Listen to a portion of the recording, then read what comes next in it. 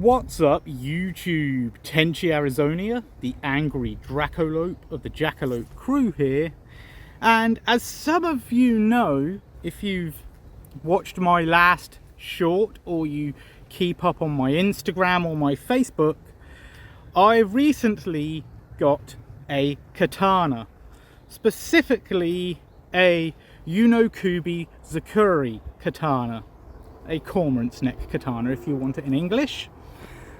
And honestly, I cannot take full credit for picking out this katana because the person who picked it out for me was Eric Hussein. And Eric, if you're watching this, I did see your comment on my short showing my katana off, but for some strange reason YouTube decided to delete that comment. Now, for those of you who have not seen that short, I'll put it here.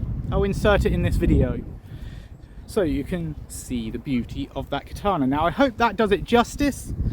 I will give you a little bit of information on that katana. It is AC 1095 steel, American Iron and Steel Institute, I think that is. And it is 1095 high carbon steel, and it is a proper clay tempered blade, which means unlike some low cost katanas that just have an acid etched hamon line, the one on my katana is a legitimate hamon line. The price of it was £189, or roughly $240. Now that's the price I paid for it, including shipping, because the company I bought it from deals with all the customs fees and import regulations. It did take about 3 weeks to arrive, but I will tell you now that it came from Japan. Something I was quite surprised at given the price. Now, and this is the important part, folks, because I don't know anything about katanas.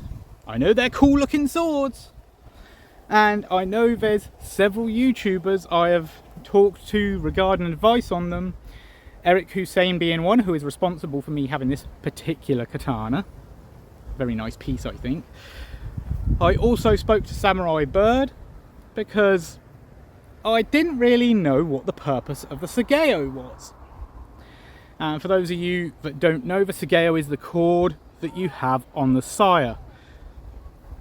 That cord is actually, from what I understand it, designed to either hang your sword from your belt or alternatively use as a lanyard when you just tuck the sword under your belt. So in some cases the Sageo will be fastened to your belt as kind of a security lanyard. In other cases it will be used as a sword hanger, similar to a frog for medieval swords. Now here comes the most, well, from my perspective, problematic part. You see, I'm left-handed, I'm a southpaw, and the sire on damn near all katanas are designed to be worn on the left-hand side for a right-handed user. As you can imagine, for a left-hand user, the sword needs to be worn on the right-hand side, which poses a problem because the kurigata, if I remember correctly, which is where the Sageo cord connects, well, if you're carrying it correctly, edge up so as not to damage the edge when you draw the blade, well, in that situation, if you're wearing it for a left-handed user, so edge up on the right hand side, then the kurigata is actually facing your body. If you're wearing it edge up on the left hand side, as it's supposed to be worn for a right handed user, then the kurigata is facing away from the body. So I've got to figure out a way to essentially wear my sire without damaging the kurigata. I really don't want to cut it off because I think that would just be detrimental to the look of the sword.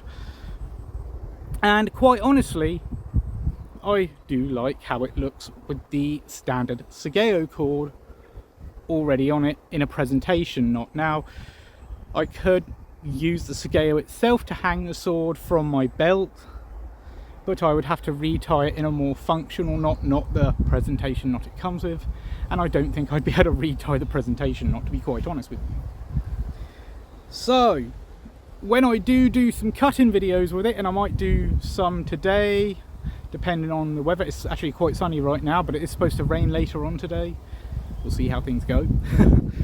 When I do some cutting with it, I don't think I'm going to be having the sire on the first few cutting videos. Or if I do, I'll be drawing the sword from within its sword bag, because it did come with one, placing the sire and the sword bag down, and then getting onto the cutting. As I said, not too sure how I'm going to do that yet, but we'll see. Anyway, I think I've dragged this video on for long enough and rambled for long enough. So as usual, that's all for now. If you like it, please subscribe, comment and share, and remember, be good to each other.